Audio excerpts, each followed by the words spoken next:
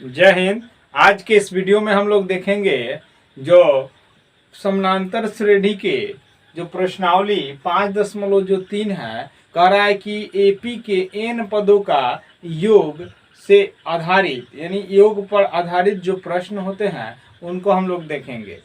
चलिए, देखने से पहले, प्रश्नों को सॉल्व करने से पहले हम लोग ये जानते हैं कि आखिर ये एन पदों का योग का जो फॉर्मूला लगता है, जो सूत्र होता है, वो क्या होता है। चलिए देखते हैं। जैसा कि यहाँ पर लिखा हुआ है कि एपी के एन पदों का योग को हम लोग एस एन से सूचित करते हैं और लिखते हैं कि एस एन बराबर n/2 और ब्रैकेट a प्लस एल। यहाँ पर देखिए, यहाँ से एक और फॉर्मूला होता है। ये एल जो होता है, जहाँ पर आप लिख सकते हो कि एल जो होता है, जहाँ पर एल जो होता है ए एन होता है, यानी कि आप लिख सकते हो जी अंतिम पद होता है, अंतिम पद होता है।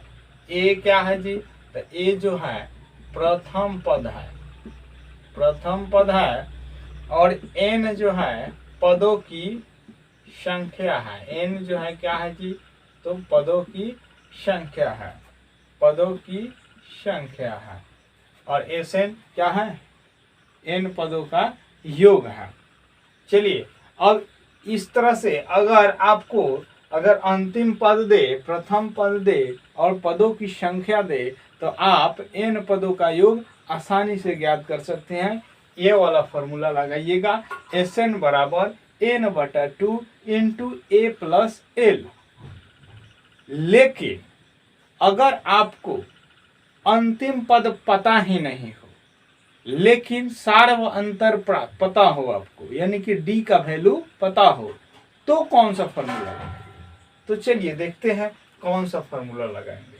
तो इसी फॉर्मूला में अगर आप एस एन बराबर n/2 लिखते हो, और यहाँ पर देखिए हमको अंतिम पद पता नहीं है, लेकिन हम जानते हैं कि अंतिम पद का क्या फॉर्मूला होता है। तो क्या होता है जी, तो ए प्लस n-1 इंटू डी होता है, ये फॉर्मूला होता है। चलिए, हम एल के जगह पर वही फॉर्मूला पुट कर दिए, और यहाँ से एक नया सूत्र आपको मिलता है n/2 इंटू, देखो ये ए प्लस में है तो क्या हो जाएगा जी, तो 2a हो जाएगा प्लस n-1 इंटू डी। यहाँ से एक फॉर्मूला हो गया। अगर आपको डी पता है, ए पता है और अंतिम पद पता है, अंतिम पद नहीं सॉरी, पदों की संख्या पता है, तो आप एस एन आसानी से इस फॉर्मूले से निकाल सकते हैं। तो आप ये वाला फॉर्मूला भी लिख लीजिएगा। चलिए, और इसी दो फॉर्मूला से हमारा सवाल बन जाएगा। और एक बात, जब भी आपको कोई पद निकालना हो और उतने पदों का योग पता है और उससे एक कम पदों का योग पता है, तो उसमें से घटा देंगे तो निकल जाएगा। जैसे कैसे, तो देखिए, अगर हमको A2 पता है, A2 निकालना है, यानी कि दूसरा पद निकालना है, तो हम क्या करेंगे जी, तो S2 में से S1 घटा देंगे तो दूसरा पद निकल जाएगा। अब कहिएगा ये कैसे हुआ, तो चलिए इसको हम लोग समझते हैं कैसे हुआ। अगर मान लिया जाए, यहाँ पर देखिए, अगर मान लेते हैं A1 है, AP, A2 है, A3 है, A4 है। चलिए अभी इतना ही देखते हैं। इसमें से जो प्रथम पद है यहाँ पर, इसका अगर योग भी करेंगे तो क्या होगा, वही होगा, यानी कि S1 जो होगा A1 के बराबर होगा, ठीक है। और S2 जो होगा वो क्या होगा जी, तो ये A1 और A2 जो होगा वही बराबर होगा। इसका मतलब क्या लिख सकते हैं कि A1 को हम लोग क्या मान लिए, S1 मान लीजिए प्लस A2। अब यहाँ से अगर हम रिलेशन देख रहे हैं इस S1 का और यहाँ S2 का, तो A2 निकालना है, ये प्लस में है, इधर आएगा तो क्या हो जाएगा, माइनस में हो जाएगा, यानी उधर A2 बचेगा और इधर S2 माइनस S1 बचेगा। यही तो हम फॉर्मूला लिखे हैं। आपको समझ में आ गया। तो चलिए, यहाँ से हम लोग क्या सीखें, तो हम लोग यहाँ से ये सीखे कि अगर हमें एपी का कोई भी पद निकालना हो तो उतने पदों का योग होना पता होना चाहिए और उससे एक कम पदों का योग भी पता होना चाहिए और उनका जो अंतर आएगा वही वो पद का।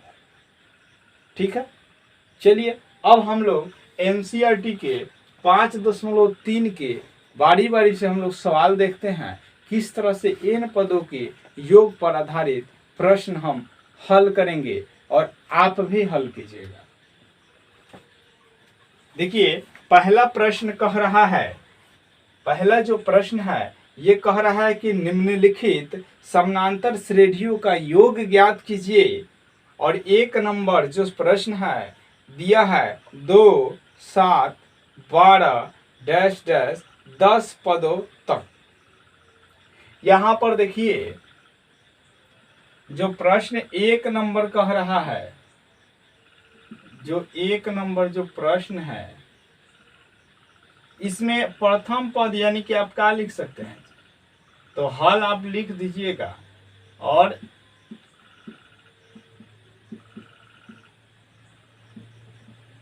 A1 क्या है यानी प्रथम पद तो 2 है और D निकालना है तो क्या करते हैं जी A2 माइनस A1 करते हैं यानी निकलेगा 7 माइनस 2 यानी होगा क्या, तो ये हो गया आपका 5। इसके बाद दिया है कह रहा है 10 पदों तक, इसका मतलब क्या है जी पदों की संख्या दे दिया है 10 और आपसे कह रहा है कि एपी का योग निकाले। योग मतलब क्या निकालना है, ए से एन निकालना है। फॉर्मूला तो आप जानते हैं ए से एन बराबर एन बटा 2 इंटू। अब देखिए यहाँ पर ध्यान देने वाली बात कि हमको डी पता है, अंतिम पद तो पता नहीं है, तो कौन सा फॉर्मूला लगाएंगे, तो हम ये वाला फॉर्मूला लगाएंगे। क्या है, तो एन बटा 2 2a plus N minus 1 into D और इस तरह से इसमें भर देंगे। ये 10 हो गया, ये 2 हो गया, ये 2 हो गया, गुने 2 हो गया प्लस 10 माइनस 1 इंटू डी यानी कि 5 है। यहाँ से देखिए ये कटेगा तो यहाँ पर आ जाएगा 5, ये 2 दूना 4 प्लस ये 9 9 पचे 45, यहाँ से आएगा 5, ये गुने हो जाएगा कितना, तो 49। अब आप मल्टीप्लाई कर सकते हैं, 9 पचे 45, 4 पचे 20, 20 और 4 24। इस तरह से हमारा आंसर हो गया। चलिए नेक्स्ट इसी का आप इसी तरह से बना सकते हैं।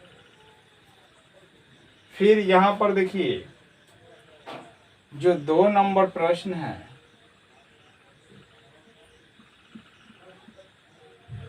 यहाँ पर जो 2 नंबर प्रश्न है ये है -37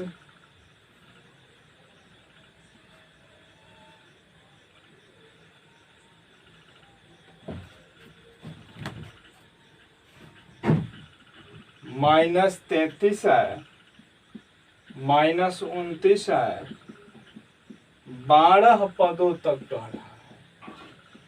इसका मतलब क्या हुआ जी कि ए का वैल्यू कितना है, तो ए का वैल्यू है -37, डी निकालना है A2 माइनस A1 करेंगे और यहाँ -33 माइनस फॉर्मूला का है और यहाँ पर -37 क्या हो जाएगा, तो ये -33 और +37 यानी क्या हो जाएगा 37 माइनस 33 यानी कि आया 4। एन का वैल्यू पता है 12 है, इसलिए हम लोग ऐसे ने निकाल लेंगे n बटा 2, फिर वही formula 2a plus n minus 1 into D. यहाँ पर देखिए 12 बटा 2, ये क्या हो गया 2 इंटू -37 प्लस n यानी कि 12 माइनस 1 और d यानी कि 4। यहाँ से देखिए ये कटेगा, ये आ गया 6, ये क्या हो जाएगा जी, तो 37 दूना क्या हो जाएगा, 7 दूना 14, 3 दूना 6, 1 7 हो जाएगा। माइनस की संख्या है, माइनस लगा दीजिए। यहाँ पर होगा 11 चौक 44, ये हो गया 6, और यहाँ पर देखिए प्लस माइनस माइनस हो जाएगा, और ये गुना हो जाएगा, 4 में से 4 गया 0, यहाँ पर बच गया 3, और ये चूंकि माइनस है, इसका मतलब क्या आंसर होगा, 36 18 यानी -180। आई होप कि आपको ये समझ में आ रहा हो। चलिए नेक्स्ट हम लोग सवाल देखेंगे।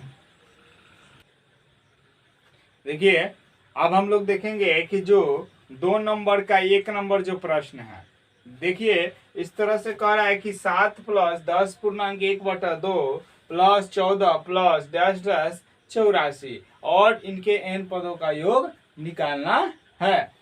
तो किस तरह से हम लोग निकालेंगे, चलिए हम लोग पहले लिखते हैं कि a बराबर क्या दिया है जी, तो a बराबर दिया है 7, d बराबर हम लोग क्या जानते हैं, तो a2 - a1 जानते हैं।